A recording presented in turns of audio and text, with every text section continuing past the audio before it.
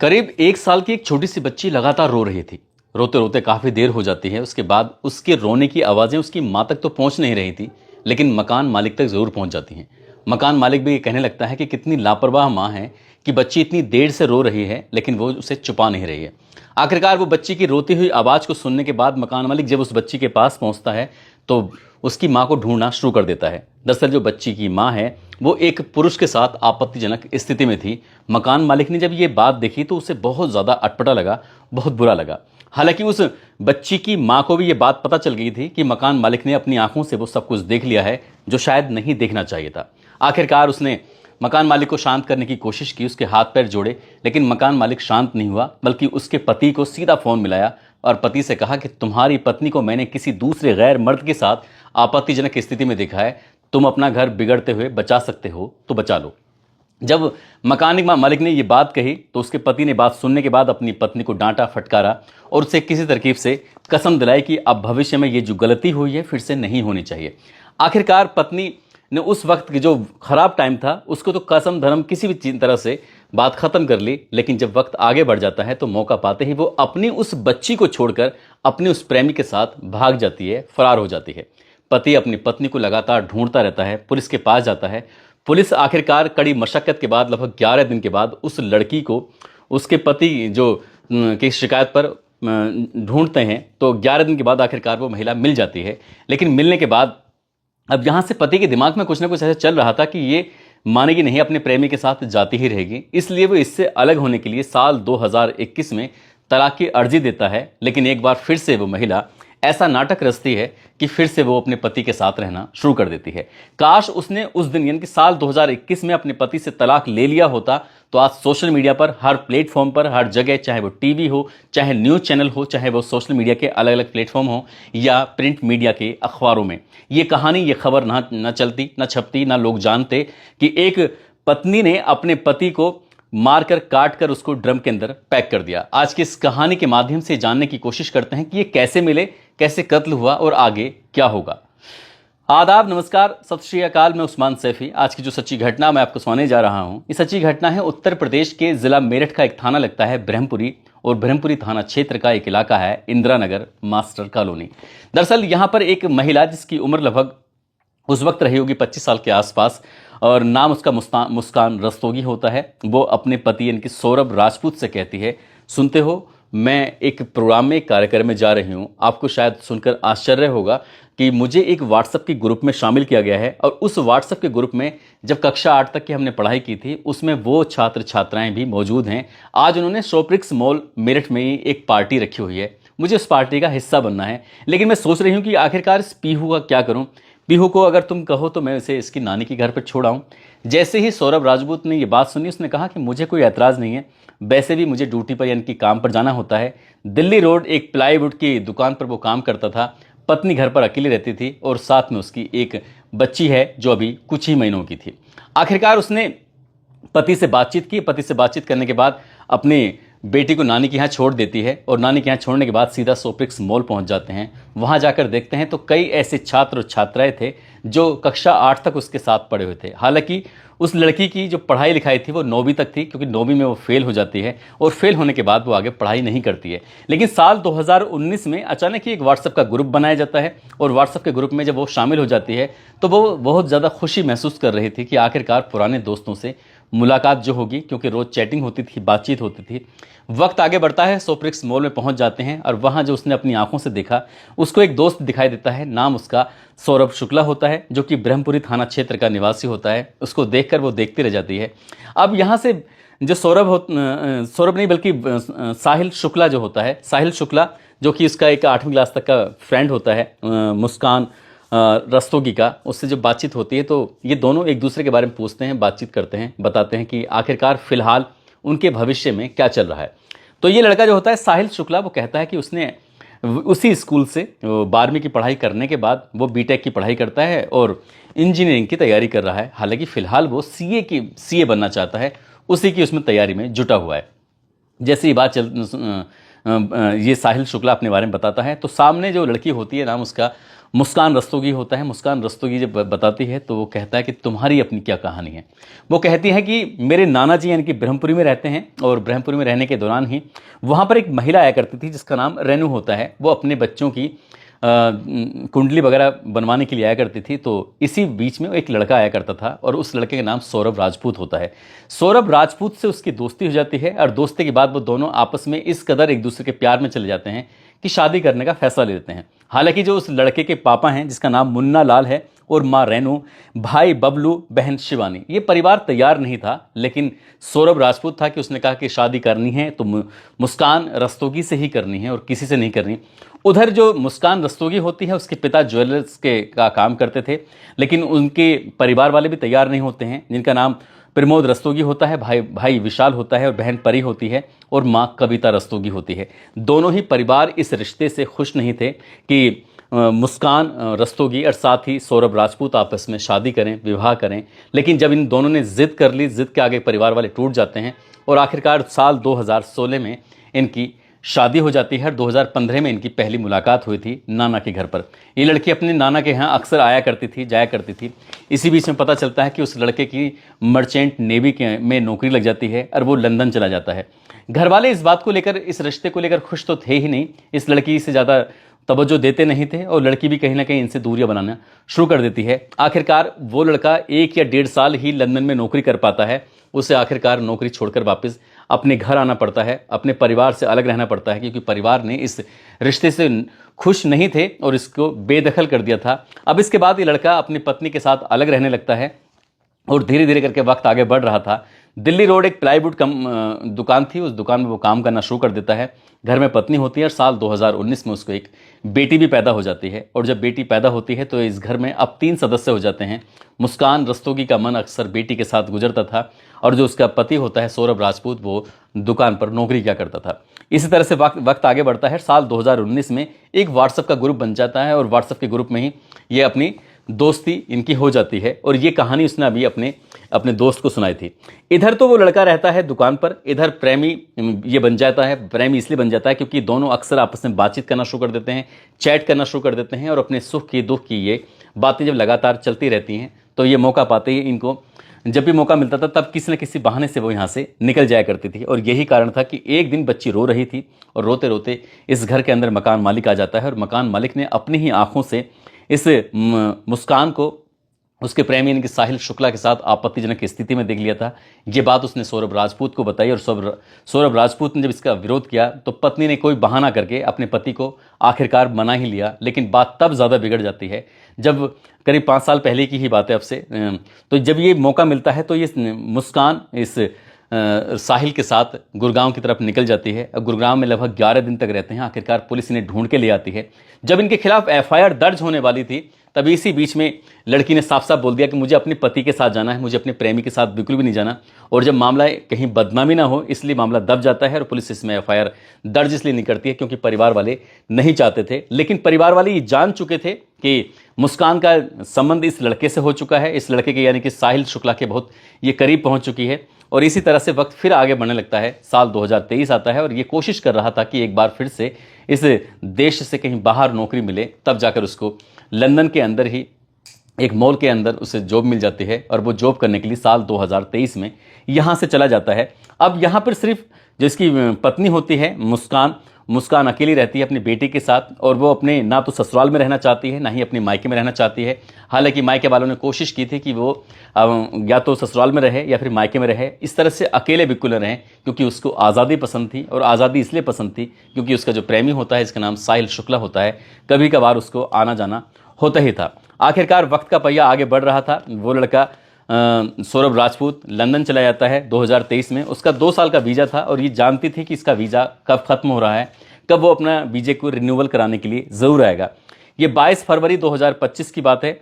Delhi road पर एक doctor लगता है, डॉक्टर के पास जाती है और जाकर मुस्कान कहती है कि डॉक्टर साहब मुझे बहुत ज़्यादा डिप्रेशन रहता है, सर में दर्द रहता है, रात को सोने की कोशिश करती हूँ तो नींद नहीं आती, तो मुझे कुछ ऐसी दवा लिख कर दो जिससे कि मुझे ज़्यादा से ज़्यादा नींद आए। जब उसने डॉक्टर को इस तरह की बात कही तो डॉक्टर ने कहा कि मैं कुछ दवाइयाँ लिख कर दे रहा हूँ, तुम इन दवाइयों को जब खाना वगैरह खाओ तो खाने के साथ इन दवाइयों को खा लेना, तुम्हें अच्छी खासी नींद आएगी।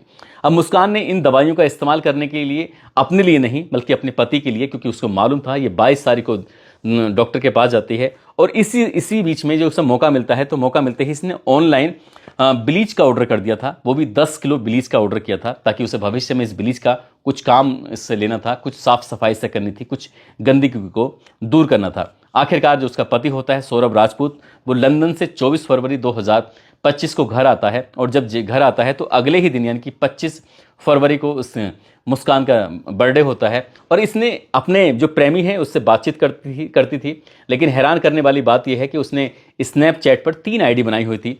जो उसका प्रेमी होता है जिसका नाम साहिल शुक्ला होता है, उसकी माँ के नाम से, उसके भाई के नाम से, उसकी बहन के नाम से फेक आइडिया बनाई हुई थी। और फेक आईडी बनाने के बाद मुस्कान ही खुद अपने प्रेमी से बातचीत करती थी और कुछ उसे ये पढ़ाने की कोशिश करती थी कि तुम्हारा और मुस्कान का जो रिश्ता है वो बहुत ही शानदार है, अद्भुत रिश्ता है, तुम दोनों की जोड़ियां आसमान में बनी हैं, तुम दोनों को हमेशा हमेशा के लिए एक होना चाहिए। लेकिन बीच में जो सौरभ राजपूत है इसको हटना ही पड़ेगा, यानी कि इसका वध करना पड़ेगा। उधर जो साहिल शुक्ला होता है ये बातचीत करता था, उसको लगता था कि ये अपनी माँ से बात कर रहा है, जबकि माँ तो उसकी लगभग 18 साल पहले मर चुकी थी, और माँ के मरने के बाद वो अपनी नानी के साथ ही रहता था। वो समझता था कि माँ कोई आत्मा है, कोई रूह है, कोई ऐसी शक्ति है जो स्नैपचैट पर उसने अपना एक आईडी बनाई हुई है और उसकी माँ ही उससे बातचीत करती है। लेकिन वो नहीं जानता था कि जिससे बातचीत करता है वो उसकी प्रेमिका है, मुस्कान है, जिसकी एक बेटी है, जिसका एक पति है, और वो उसकी हर बात मानता था। और उसने ये तय कर लिया था कि जैसा ये कह रही है, जो आईडी में बोल रही है, इनकी माँ बोल रही है स्नैपचैट में, उसको वैसा ही करना है, यानी कि सौरभ राजपूत का वध करना है। इसके लिए 25 फरवरी की तारीख तय कर दी गई थी। जो 22 फरवरी को वो डॉक्टर से दवा लेकर आई थी, नशीली दवाइयाँ लेकर आई थी, वही दवाइयाँ उसको खाने में मिला दी जाती हैं। कब सौरभ राजपूत इन दवाइयों को खाएगा और जब वो बेहोशी की हालत में होगा तो उसको मार दिया जाएगा, क्योंकि उसको मारने के लिए 800 रुपये के 2 चाकुओं का भी इंतजाम किया जाता है, और उन्हीं चाकुओं से उसकी हत्या करनी थी। जब ये चाकू खरीदने के लिए दुकान पर जाती है तो दुकानदार पूछता है कि मैडम इतने बड़े बड़े चाकुओं की आपको कहाँ जरूरत आन पड़ी है? तब वो कहती है कि हमारे घर में कभी कभार मुर्गा कटता है, इसलिए मुर्गा काटने के लिए हमें बड़े चाकुओं की जरूरत है, आप पैसे की बिल्कुल भी चिंता ना करो। ठीक चाकू मिल जाते हैं, और उसके बाद 25 फरवरी को जो खाना बनाया जाता है उसमें नशीली गोलियां मिला दी जाती हैं। लेकिन नशीली गोलियां मिलाने के बावजूद भी वो लड़का यानी कि सौरभ जो होता है राजपूत, वो खाना नहीं खाता। वो कहता है कि आज मेरा खाना खाने का बिल्कुल भी मन नहीं कर रहा है, वैसे भी हमने बाहर का कुछ इतना सब जो खा लिया है। तो उस रात यानी कि 25 तारीख को ये सफलता मिल नहीं पाती है, और 26 गुजरता है, 27 गुजरता है, 28 तारीख को बेटी, अब वो 5 साल की हो चुकी थी, उसका जन्मदिन मनाया जा रहा था। और जब बेटी का जन्मदिन मनाया जा रहा था तो इसी बीच में उसको लगता है कि शायद आप कोशिश करते हैं तो तब भी ये कोशिश पूरी नहीं हो पाती है। 28 फरवरी, ये 28 का ही महीना होता है। अब 1 मार्च 2 मार्च ये प्लानिंग कर रहे थे। 3 मार्च की बात है, सौरभ अपने घर पे जाता है, अपनी माँ से मुलाकात करता है। माँ ने उसके लिए कोफ्ते बनाए थे, तो कोफ्ते वो पैक करा के अपने घर पे लेके आ गया था। जैसे कोफ्ते लेके आता है वो अपनी पत्नी मुस्कान रस्तोगी से कहता है कि इन कोफ्तों को तुम तैयार कर दो, गर्म कर दो, इसके साथ हम बैठ के आराम से खाना खाएंगे। जब मौका मिलता है तो मुस्कान ने उन कोफ्तों को गर्म करने के दौरान ही कुछ ऐसी दवाइयाँ थी जो नशीली दवाई उस कोफ्तों में मिला दी थी, और उसके पति ने आराम से उसको खा लिया। लेकिन उसको खाने के बावजूद भी उसको रात 12 बजे तक नींद नहीं आती है। जैसे ही वो सोता है तुरंत ही मुस्कान अपने प्रेमी साहिल शुक्ला को फ़ोन करती है, बुलाती है और कहती है कि जितनी जल्दी हो सके तुम आ जाओ।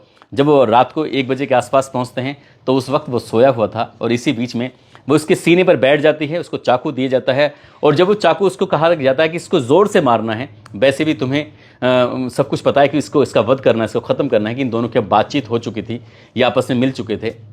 इसी बीच में पहला चाकू जो होता है वो सौरभ राजपूत के सीने में उसकी पत्नी यानी कि मुस्कान डालती है, और उसके बाद फिर इसने जो इसका प्रेमी होता है उसने उसके पैर पकड़े हुए थे। अब ये स्थिति बदल चुकी थी, जो पत्नी होती है वो पैर हाथ पकड़ लेती है, और उसके बाद फिर जो साहिल होता है वो उसके सीने पर एक के बाद एक कई वार करता है, और कई वार करने के बाद उसको घसीटता हुआ बाथरूम के अंदर लेके जाता है, क्योंकि वो मर चुका था। जब उसकी बॉडी से पूरा खून निकल चुका है तब उसके बाद उसने गर्दन को उसकी बिल्कुल अलग कर दिया धड़ से, और उसके जो हाथ थे उनको भी उसने अलग कर दिया।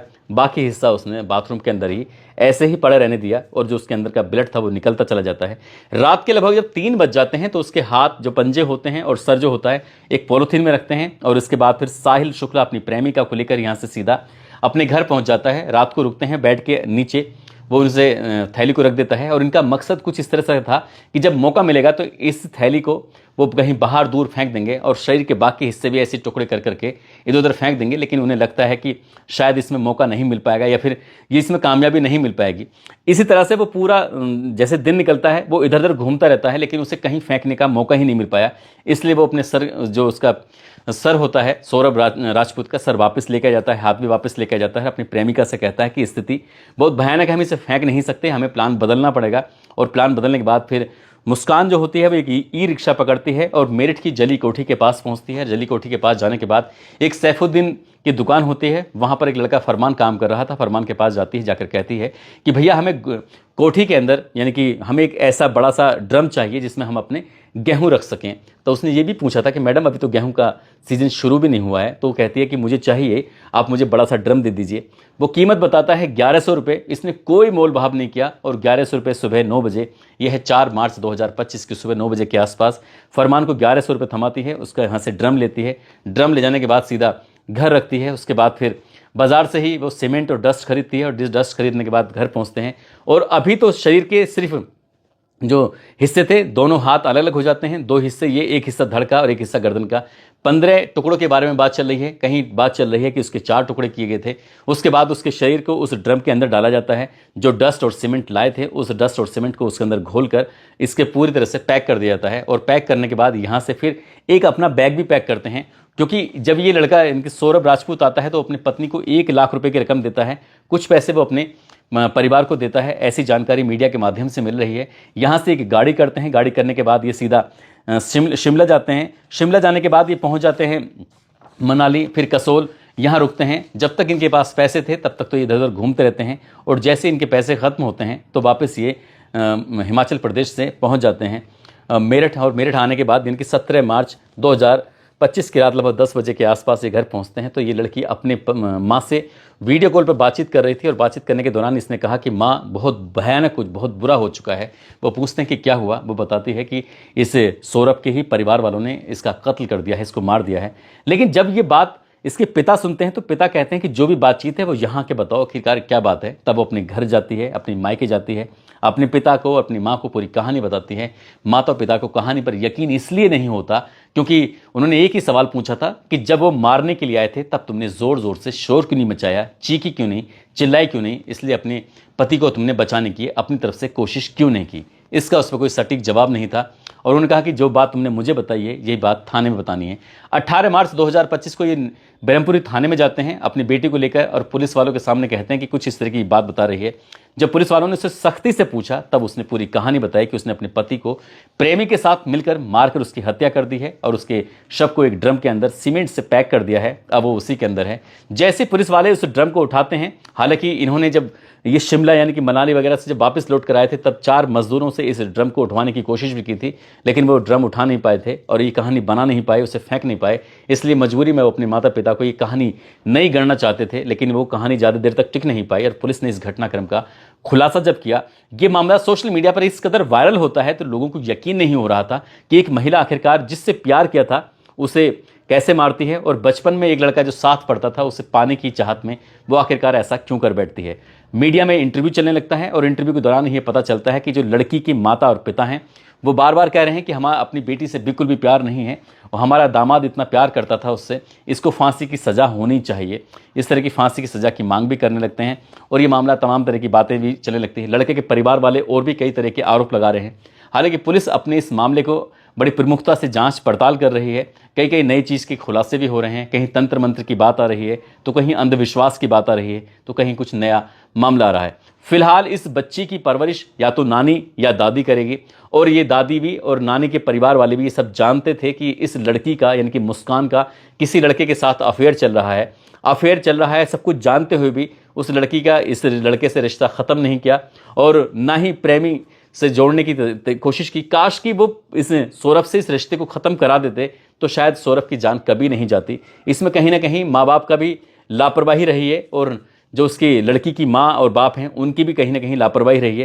पुलिस को हर एक एंगल पर जांच करनी चाहिए और जितने भी लापरवाह लोग हैं उनके खिलाफ भी कड़ी से कड़ी कार्रवाई करनी चाहिए। दोस्तों, इस पूरे घटनाक्रम को सुनाने का उद्देश्य किसी को परेशान करना नहीं है, किसी का दिल दुखाना नहीं है, बल्कि आपको जागरूक करना है, आपको सचेत करना है, आपको बताना है कि जब से सौरभ राजपूत मरा है तो ससुराल वालों को भी उसकी बहुत याद आ रही है और मायके वालों को भी उसकी याद आ रही है, जबकि कई साल तक वो अपने माँ बाप परिवार से बिल्कुल अलग रहता था, अकेला रहता था। लेकिन अचानक से अब बच्ची से इतना सारा प्यार कैसे उमड़ रहा है, समझ नहीं आ रहा। दोस्तों, जाते जाते ये जलेसर के रहने वाले गौरव दयाल हैं, महाराजगंज के रहने वाली कंचन हैं। आज इनका जन्मदिन है, इनको जन्मदिन की ढेरों सारी शुभकामनाएं, बहुत बहुत मुबारकबाद। कुछ लोगों ने नाम लेने की अपील की है, जिसमें गणेश उपाध्याय, मोहम्मद लुकमान, शारदा सिन्हा, वसीम खान, मोनू सोनी, किशन तिवारी, विमलेश कुमार, चावल रावल, मंटू कुमार, शहजाद अंसारी, महराज अहमद, अकरम खान, अयूब मोहम्मद, कमलेश निषाद, लोकेश शर्मा, करण सिंह, मुकेश नागर, अंकित सिंह चौहान, पंकज सिंह, हर्ष राठौर, मुस्तफ़ा अली, रीता सिंह, सारिका। आप सब लोग अपना ख्याल रखें, सुरक्षित रहें। जय हिंद, जय भारत।